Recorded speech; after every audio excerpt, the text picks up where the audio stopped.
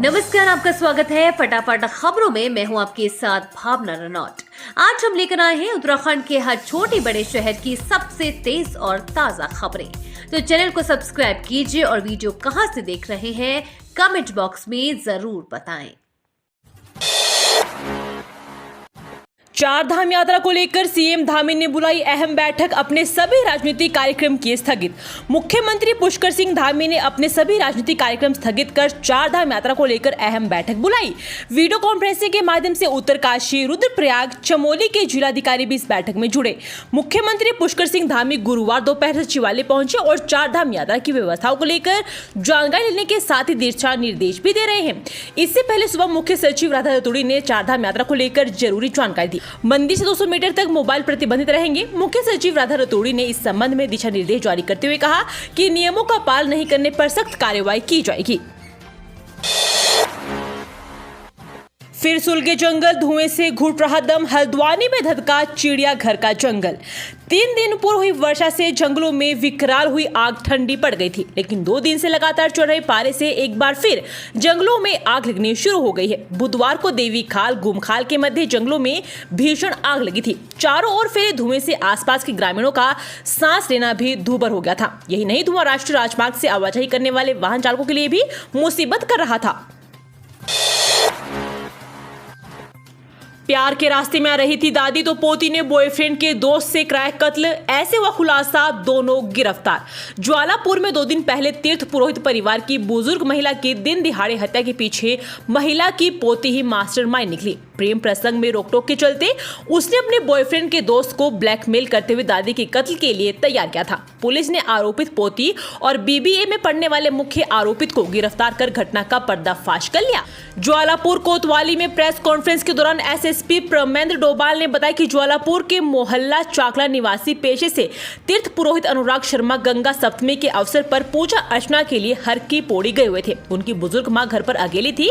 दोपहर के समय चीख पुकार की आवाज सुन पड़ोसी मौके पर पहुंचे तो उन्होंने बुजुर्ग महिला को लहूलुहान हालत में खून से सने फर्श में पाया।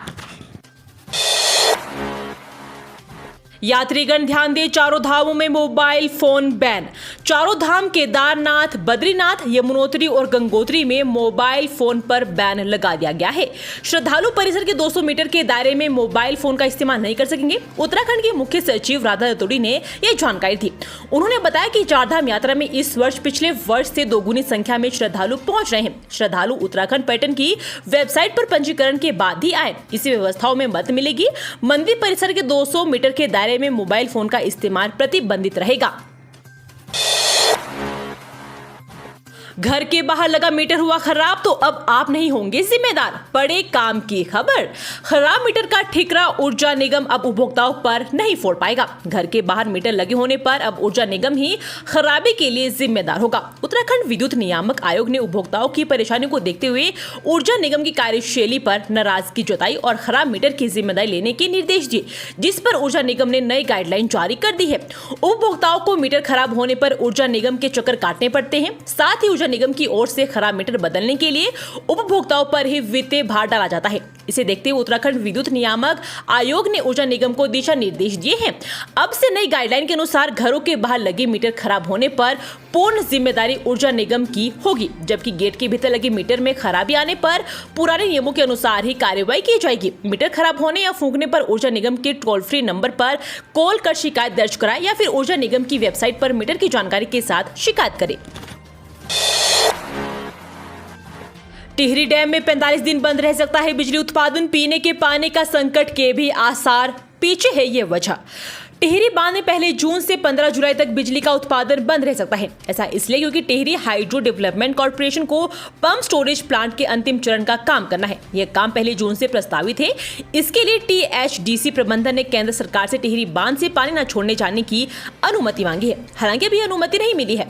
टिहरी बांध की क्षमता 2400 मेगावाट है और इसमें से 1000 मेगावाट का टिहरी बांध, 400 मेगावाट का कोटेश्वर बांध संचालित है। इन दिनों 1000 मेगावाट के पंप स्टोरेज प्लांट का काम चल रहा है। अब इसका अंतिम चरण का काम किया जाना है और इधर टिहरी बांध झील से पानी न छोड़े जाने की अनुमति मिलने पर भागीरथी नदी में भी जलस्तर काफी कम हो जाएगा।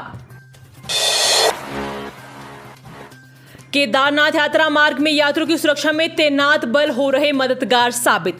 उत्तराखंड में हिमालय की उच्च पर्वत श्रृंखलाओं में स्थित 11वें ज्योतिर्लिंग बाबा केदारनाथ धाम यात्रा मार्ग पर श्रद्धालुओं की सुरक्षा में तैनात राज्य और जिला स्तरीय आपदा मोचन बल और संभाग अधिकारी देवदूत की तरह मददगार साबित हो रहे हैं। चारधाम यात्रियों की सुरक्षा के लिए तैनात बल दर्शन करने पहुंच रहे किसी तीर्थयात्री का स्वास्थ्य खराब होने एवं घायल होने की स्थिति में मददगार साबित हो रहे हैं और बीमार या घायल श्रद्धालुओं को तत्काल यात्रा मार्ग में स्थापित चिकित्सा शिविर में उपचार हेतु पहुंचाया ही नहीं जा रहा है बल्कि उनके जीवन को भी बचाया जा रहा है। जिला आपदा प्रबंधन अधिकारी नंदन सिंह रजवार ने गुरुवार सेक्टर अधिकारी भीम बली के हवाले से बताया कि छोटी लिंचोली में एक यात्री का स्वास्थ्य अति खराब होने के कारण चलने में असमर्थ होने की सूचना मिली। मकान में लगी भीषण आग, वृद्ध व्यक्ति की जिंदा जलने से मौत, परिवार की आंखों के सामने राख हो गया घर।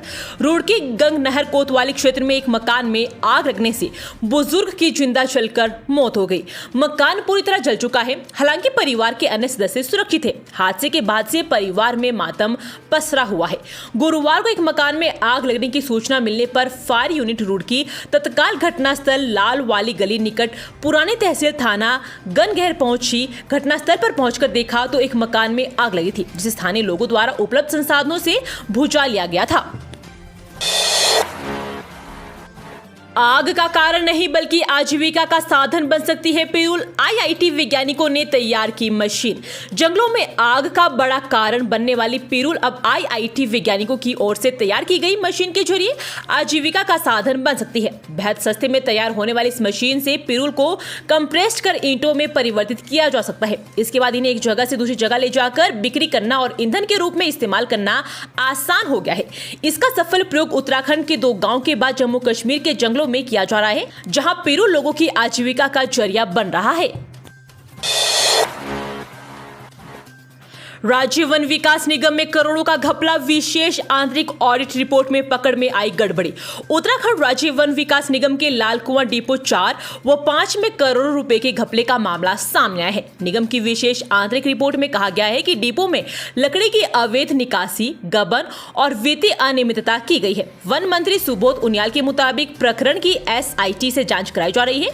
निगम की विशेष आंतरिक रिपोर्ट के मुताबिक आंतरिक संपरीक्षा अधिकारी के नेतृत्व में दल ने 25 अगस्त से 21 सितंबर 2023 के बीच लाल कुआं डिपो 4 में उपलब्ध कराए गए अभिलेखों की जांच के दौरान पाया कि लेजर तैयार करने में नियमों का पालन नहीं हुआ और लेजर में नीलाम व तिथिवार क्रम में खतौनी नहीं मिली।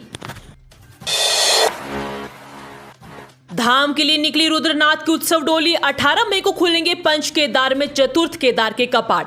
पंच केदार में चतुर्थ केदार रुद्रनाथ मंदिर के कपाट 18 मई को सुबह 5 बजे श्रद्धालुओं के लिए खोल दिए जाएंगे। गुरुवार को गोपेश्वर की गोपीनाथ मंदिर परिसर से रुद्रनाथ की उत्सव डोली अपने धाम के लिए रवाना हुई। गोपीनाथ मंदिर के गर्भगृह से रुद्रनाथ की प्रतिमा को विधि विधान से मंदिर परिसर में स्थापित कर दिया गया। आज पूजा अर्चना के बाद रुद्रनाथ की उत्सव डोली रात्रि प्रवास के लिए लुइंठी बुग्याल पहुंचेगी और 17 मई को डोली देर शाम रुद्रनाथ मंदिर में प्रवेश करेगी। 18 को प्रातः 5 बजे विधि विधान से मंदिर के कपाट श्रद्धालुओं के लिए खोल दिए जाएंगे। हरिद्वार ऋषिकेश में 3 दिन ऑफलाइन पंजीकरण पर रोक, बंद रहेंगे काउंटर। 4 धाम यात्रा में बढ़ रही तीर्थयात्रियों की भीड़ को देखते हुए हरिद्वार ऋषिकेश में बनाए गए ऑफलाइन पंजीकरण काउंटर को 17 से 19 मई तक के लिए बंद रखा जाएगा। उत्तराखंड पर्यटन विकास परिषद के निदेशक सुमित पंत ने इसकी पुष्टि की है। उन्होंने बताया कि यात्री सुरक्षा एवं सुविधा को ध्यान में रखते हुए 4 धाम यात्रा के लिए ऑफलाइन पंजीकरण काउंटर 3 दिन के लिए बंद किए जा रहे हैं। ये निर्णय धामों पर पूर्व से ही पंजीकृत यात्रियों की सुरक्षा एवं सुविधाजनक दर्शन कराए जाने को देखते हुए लिया गया है। ये थी आज की फटाफट खबरें। हम मिलेंगे अगले बुलेटिन में, तब तक के लिए धन्यवाद और जय हिंद।